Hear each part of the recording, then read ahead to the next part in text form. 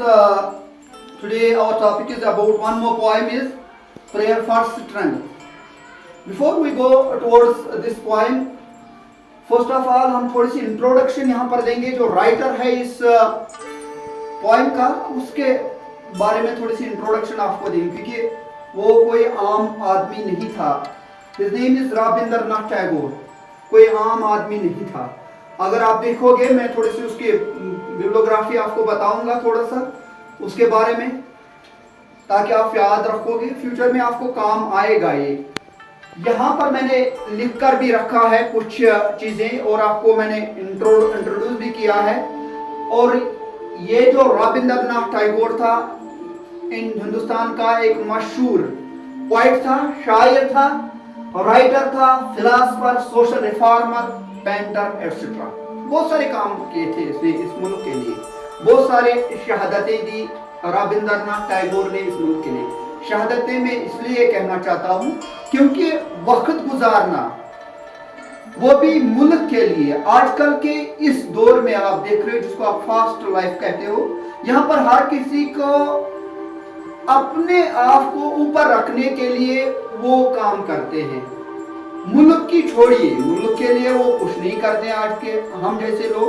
लेकिन ऐसे पर्सनालिटीज की वजह से ही ये मुल्क बिल्डअप हो चुका है. इन्हीं के नाम हम बार बार ले रहे हैं बिकॉज क्योंकि इन्होंने कुछ दिया है इस मुल्क को. यहाँ पर मैं यही कह रहा हूँ कि जो इसने एक पोएम लिखी है प्रेयर फॉर स्ट्रेंथ जो इसने लिखी है रविंद्रनाथ टैगोर ने. मैंने कहा आपसे कि ये हिंदुस्तान का मशहूर एक पोएट था, शायर था, राइटर था, फिलोसोफर था, सोशल रिफॉर्मर था और पेंटर था. इसकी जो पैदाइश हुई थी 7 मई 1861 कलकत्ता में एक जगह है जिसका नाम है जोरासेंको. जोरासेंको एक जगह है कलकत्ता में, वहां पर इनकी पैदाइश हुई थी और वहीं पर ये इनकी डेथ भी हुई. इनकी डेथ हुई 7 अगस्त 1941.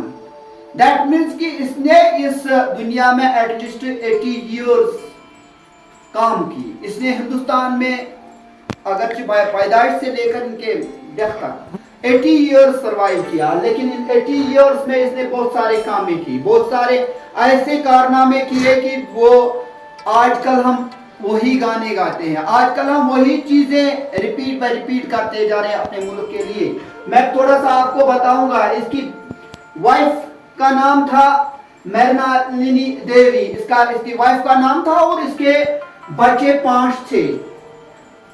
अमंग 5 2 बेटे थे और 3 बेटियां भी इसकी थी. आपको समझ आ रहा है मैं क्या बता रहा हूं. मैं यहाँ पर रविंद्रनाथ टैगोर के हवाले से थोड़ा सा आपको लाइफ स्केच बता रहा हूँ कि उसकी लाइफ कैसे शुरू, उसकी वो उसके कारनामे क्या थे. और इनके पेरेंट्स, फादर का नाम था रविंद्रनाथ टैगोर और इनकी माँ का नाम था सरदा देवी. यहां तक मैंने आपको बताया कि ये कारनामे हुए इनके बारे में. लेकिन इंडिया का जो आज 15 अगस्त था वो नेशनल एंथम गा रहे थे, जन गण मन अधिनायक जय हे. वो आप गा रहे हो या कभी कभार जो बड़े ओकेजन्स होते हैं वहां पर वो गाते हो, सुबह प्रेयर में वो आप गाते हो. दैट मीन्स कि वो इन्हीं की देन है, रविंद्रनाथ टैगोर की देन है जिसने हमें नेशनल एंथम दिया, जन गण मन अधिनायक जय हे. ये कंपोज हुआ था दिसंबर 11 1911 में कंपोज किया गया था रविंद्रनाथ टैगोर ने अपनी लाइफ स्केच में. और उसके बाद इतना ही नहीं, अपने मुल्क के लिए ही नहीं किया. जब बंगाल बना क्योंकि ये खुद बंगाल का रहने बंगाली था, और जब बंगाल बना और उसने जब बांग्लादेश बना तो बांग्लादेश बनने के बाद उसने उनका भी नेशनल एंथम बना के दिया. उनकी जो नेशनल एंथम थी अमर सोनार बांग्ला वो उनका नेशनल एंथम है. वो भी किसने दिया? रविंद्रनाथ टैगोर ने ही वो राइट किया और रविंद्रनाथ टैगोर ने ही वो कंपोज किया. और यहाँ पर इसके बावजूद कहा जा रहा है कि श्रीलंका की जो नेशनल एंथम है उसमें भी बड़ा रोल रहा है रविंद्रनाथ टैगोर का. That means he was great personality. No words. No words, he was great personality. और उनके साथ कंपोज करना, बाकी भी पर्सनालिटीज इस इंडिया में है, लेकिन Rabindranath is among them, best among them. तो मैं यहां पर यही कह रहा हूं कि रविंद्रनाथ टैगोर के हवाले से मैं आपको कहना चाहता हूं। और रविंद्रनाथ टैगोर को और एक आजाद से नवाजा गया। गीतांजलि एक बुक, वर्ल्ड फेमस बुक आ रही है जो रविंद्रनाथ टैगोर ने ही लिखी है। 1913 में उनको फर्स्ट एशियन पोइट थे, एशियन लिटरेचर में उनको नोबेल प्राइज का अवार्ड मिला था। यूरोपियन जो लोग थे, यूरोप के लोग थे उस वक्त फर्स्ट नॉन यूरोपियन इंसान, पर्सनैलिटी जिनको नोबेल प्राइज अवार्ड मिला था लिटरेचर में। और किस बुक पे? गीतांजलि की बुक पे। गीतांजलि बुक एक है, वर्ल्ड फेमस बुक है, उसी पे उनको क्या मिला था? Nobel prize award.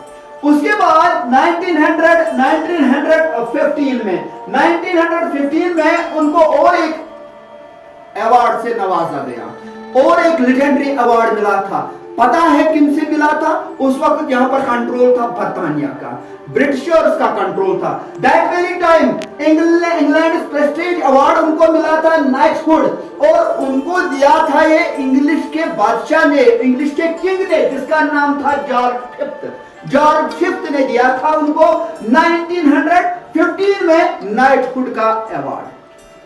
लेकिन यहां पर लीजिए, देखिए देशभक्ति किसको कहते हैं, देश का जो रखवाला किसको कहते हैं। दर्द होनी चाहिए दिल में, दर्द होनी चाहिए अपने मुल्क के लिए, दर्द होनी चाहिए कि आपको फ्यूचर में कुछ रखने के लिए।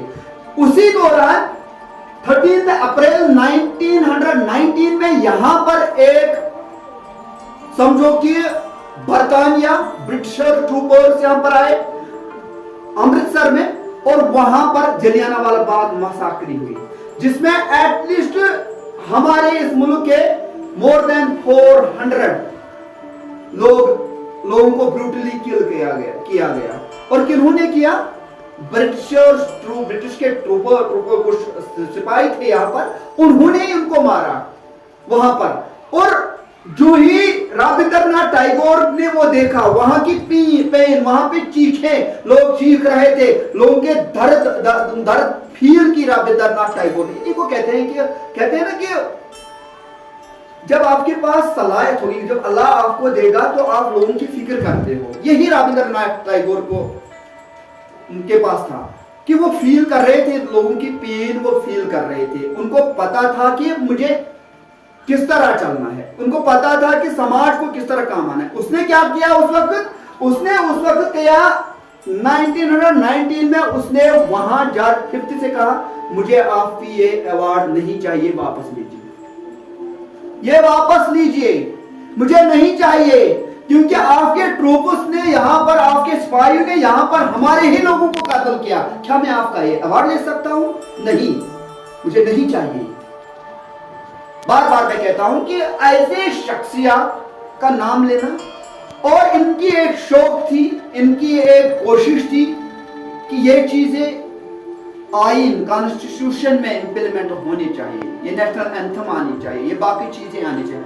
एटलीस्ट मैं यही कहूंगा 1950 में इनका नेशनल एंथम सॉन्ग 1950 में पहले गाया गया वहां पर नेशनल एंथम, तो वहां पर इसको गुनवाया गया। तो मेरे कहने का मतलब यही है इन सभी चीजों में, क्योंकि इनकी जो बर्थ से लेकर डेथ तक यही कोशिश रही कि किसी ना किसी तरह इस मुल्क के लिए काम आओ। It was about some little bit of introduction about Rabindranath Tagore. Now we will go towards the point, prayer for strength. Now